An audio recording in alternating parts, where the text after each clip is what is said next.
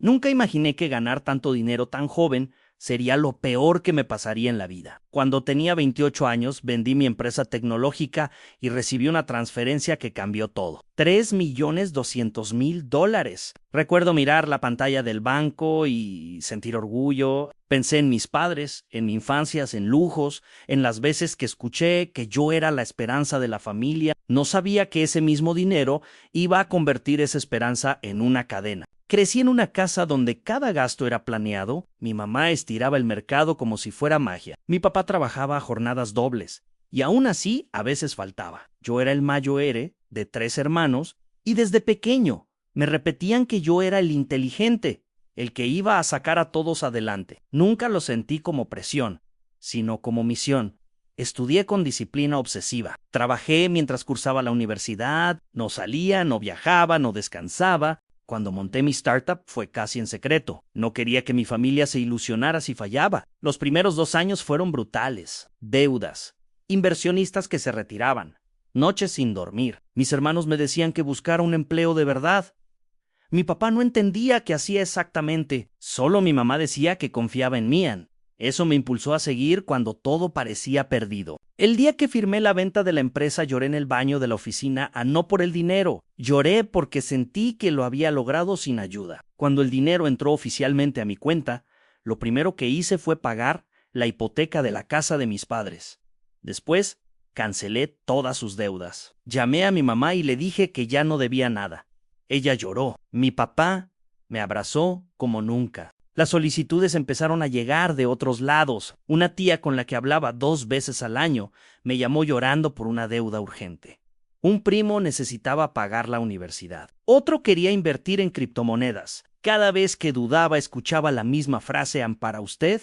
Eso no es nada. Esa frase se convirtió en un martillo constante. Empecé a sentir que mi esfuerzo se minimizaba. La primera vez que dije que no fue pequeña, un primo me pidió dinero para cambiar su carro. Le expliqué que no era una necesidad real.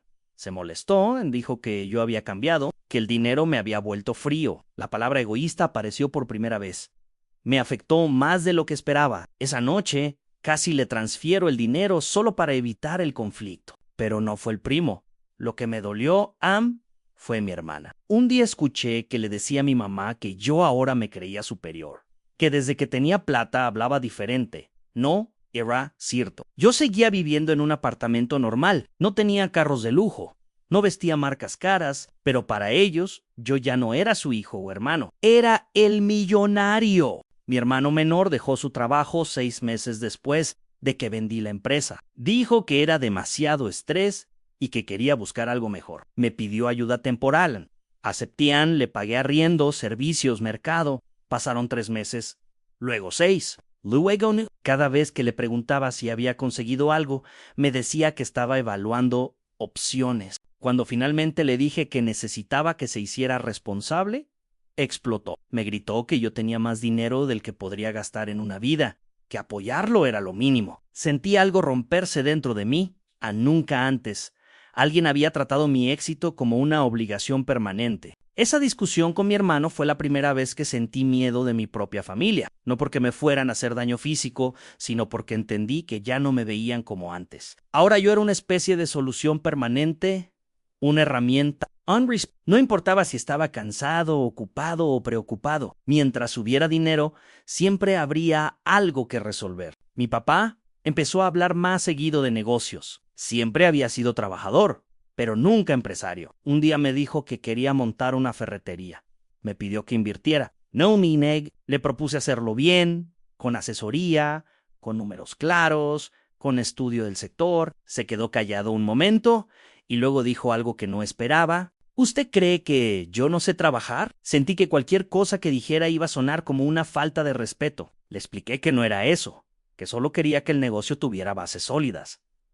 Aún así, se sintió herido. Terminamos montando el negocio rápido, sin tanto análisis. Yo puse casi todo el dinero. Los primeros meses fueron emocionantes. Mi papá se levantaba temprano, hablaba del negocio con orgullo. Yo lo veía feliz. Pensé que esa inversión había valido la pena solo por eso, pero a los 8 meses las cosas empezaron a ir mal. Mal manejo, gastos innecesarios, compras impulsivas. Empezaron las pérdidas. Un día me llamó desesperado. Necesitaba más dinero para sostener el negocio. Me dijo que si lo dejábamos caer, todo lo que habíamos invertido se perdería al transferir el dinero. Luego volvió a necesitar más y más, hasta que un día entendí que no tenía arreglo. La ferretería cerró antes de cumplir el año. Yo asumí las pérdidas sin decir nada, pero lo que no esperaba era lo que vino después. Mi papá empezó a insinuar que el negocio fracasó porque no invertí lo suficiente desde el principio, que si hubiéramos abierto más grande habría funcionado. No discutí, no tenía fuerzas. Pero algo cambió ese día. Empecé a sentir que cualquier cosa que hiciera nunca iba a ser suficiente, que mi dinero ya no era una ayuda, sino una expectativa constante. Mi mamá, por otro lado, nunca pedía directamente, pero sabía cómo hacerme sentir culpable sin decirlo. Me contaba historias de vecinos que compraban cosas nuevas, de familiares que estaban viajando, de cosas que ella nunca había podido tener. Yo no me quejo, decía, gracias a Dios tengo un hijo que nos ayuda. Siempre decía esa frase con una sonrisa, pero en el fondo sonaba como una forma de recordarme mi responsabilidad, como si ayudar no fuera una decisión, sino una obligación permanente. Ken L. Timple. Las reuniones familiares empezaron a sentirse diferentes. Cuando llegaba, todos hablaban conmigo. Me sonreían en mí y preguntaban por mis proyectos, pero siempre había un momento exacto donde la conversación cambiaba. Oiga, ¿y usted qué opina de invertir en esto? Mire que estoy pensando en cambiar el carro. Tengo un problema y no sé a quién más acudir. Siempre terminaba en lo mismo, en dinero. Empecé a notar algo inquietante. Cuando llevaba regalos, pagaba cuentas o ayudaba con algo, el ambiente era cálido. Risas, abrazos, fotos, pero cuando iba sin ofrecer nada, todo era más frío a más corto. MS distante. Un día decidí probar algo. Fui a una reunión sin decir que había cerrado un negocio importante esa semana. No leave nada, no peg nada, solo estuve ahí. Fue la reunión más silenciosa de todas. Nadie me preguntó cómo estaba. Nadie me preguntó por mi trabajo. Solo hablaron entre ellos. Yo estaba sentado escuchando, sintiéndome extraño, como si mi presencia no fuera suficiente. Fue ese día cuando entendí algo que me dolió profundamente. Mi valor dentro de la familia había empezado a medirse por lo que daba, no por quién era. Mi hermana empezó a insistir en que quería comprar un apartamento. No tenía ahorro suficiente para la cuota inicial.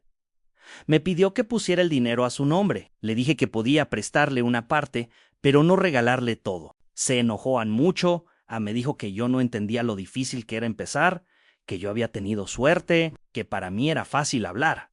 Esa palabra, suerte, me dolió más que cualquier insulto. Había trabajado años sin descanso. Había perdido relaciones, tiempo, salud, y ahora todo se resumía a suerte. Mi hermana dejó de hablarme casi 3 meses. Mi mamá me llamaba para decirme que ella estaba muy triste, que yo debía entenderla, que yo podía ayudarla sin problema. Empecé a sentir ansiedad cada vez que veía el nombre de algún familiar en mi celular. Sabía que no llamaban para preguntarme cómo estaba. Llamaban porque necesitaban algo. Con el tiempo dejé de contestar algunas llamadas. No por desprecio, sino porque necesitaba respirar. Sentía que cada conversación terminaba igual. Una historia triste, una urgencia, una oportunidad que no podían dejar pasar. Y al final, la misma pausa incómoda esperando que yo ofreciera ayudar. Un día escuché algo que me marcó para siempre. Estaba en la casa de mis padres y mi mamá estaba hablando por teléfono en la cocina.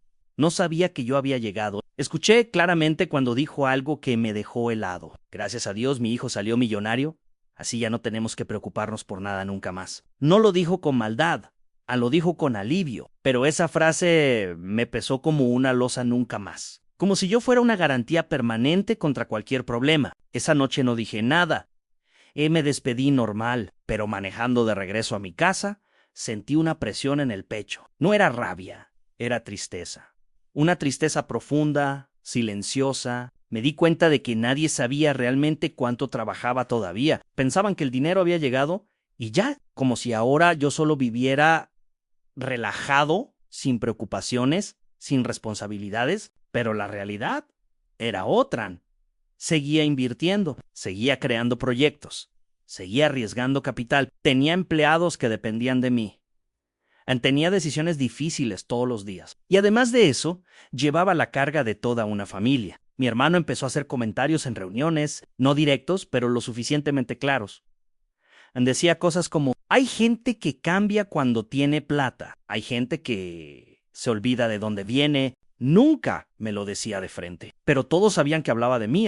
Nadie lo detenía, nadie decía nada. Una noche, en una cena familiar, mi papá habló de comprar una finca. Dijo que siempre había sido su sueño. Todos empezaron a hablar de lo bonito que sería, de las reuniones, de los fines de semana, de los asados, y entonces todos me miraron. No lo dijeron directamente, pero el mensaje estaba claro. Mi hermano fue el primero en hablar. Entonces, ¿para qué sirvió que usted se volviera rico? Esa frase me atravesó. No supe qué responder, porque en el fondo entendí algo terrible. Para ellos, mi éxito solo tenía valor si podía usarse. Esa noche casi no hablé. Comí en silencio, me despedí temprano, y cuando llegué a mi apartamento me senté en el sofá sin prender ninguna luz. Me pregunté algo que nunca me había preguntado antes. ¿Me querían a mí o querían lo que yo podía dar? Empecé a recordar todas las veces que me habían llamado, todas las veces que me habían buscado, y traté de pensar en cuántas veces había sido solo para saber cómo estaba. La respuesta me dolió. Casi nunca. Fue en ese momento cuando tomé una decisión que llevaba meses evitando. Iba a poner límites reales, no pequeños, no temporales. Limits firms. La siguiente vez que mi hermano me pidió ayuda, el ADHQ no. Sin explicaciones largas. Sin excusas, un solo no. Sei molesto. Me dijo que yo podía hacerlo sin problema, que no me costaba nada. Que éramos familia, yo solo repetí que no. Ese día entendí lo difícil que era decir esa palabra. Amé.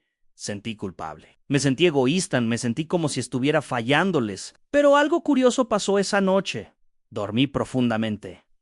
Sin ansiedad, sin pensar en quién me iba a pedir algo al día siguiente. No duró mucho. Mi mamá me llamó 2 días después. Me dijo que mi hermano estaba muy triste, que se sentía abandonado, que yo debía entenderlo. Le expliqué que lo había ayudado por casi un año, que necesitaba que él también se hiciera responsable. Ella guardó silencio unos segundos. Luego dijo algo que me dolió más que cualquier cosa. Yo no crié un hijo así. Esa noche estuve a punto de transferirle dinero otra vez, solo para que todo volviera a la normalidad, solo para no sentir esa culpa. Pero algo dentro de mí se resistió. Si volvía a ceder, nunca iba a terminar. Los siguientes meses fueron tensos. Algunos familiares dejaron de llamarme. Otros hablaban conmigo con frialdad. Las reuniones se volvieron incómodas. Con el tiempo, el silencio se volvió costumbre. Ya no había tantas llamadas ni tantos mensajes. Al principio dolía, pero después empecé a sentir algo inesperado, tranquilidad. Por primera vez en años, mi celular no era una fuente constante de ansiedad. Nadie me pedía nada. Nadie esperaba nada, y eso me permitió pensar con claridad. Meses después, mi hermano volvió a trabajar. No porque quisiera, sino porque tuvo que hacerlo. Mi hermana empezó a organizar mejor su vida sin depender de mí. A mis padres se ajustaron a una rutina más sencilla, y algo curioso empezó a pasar. Poco a poco volvieron a hablarme normal. Pero la relación ya no era la misma. Había cariño, sí, pero también distancia, como si todos supiéramos que algo se había roto y ninguno supiera cómo arreglarlo del todo. Ya no hablábamos de dinero. Ya no hacían planes contando conmigo. Y aunque suene extraño, eso me hizo sentir más hijo que antes. Un día, meses después, mi mamá me dijo algo mientras tomábamos café en silencio. Aprendimos a organizarnos otra vez. No fue un reproche, no fue un reclamo, fue una aceptación, y por primera vez en mucho tiempo sentí que me miraba como cuando yo era niño, no como el que resolvía todo, solo como su hijo. Hoy sigo teniendo dinero, sigo invirtiendo, sigo trabajando, pero entendí algo que me habría gustado aprender antes. Antes, ayudar no es cargar con todos. Porque cuando el dinero se convierte en el centro de una familia, el amor empieza a medirse en cifras. Y cuando eso pasa, uno deja de ser hijo, hermano o sobrino y se convierte en una solución. Y ninguna persona debería vivir sintiéndose solo eso.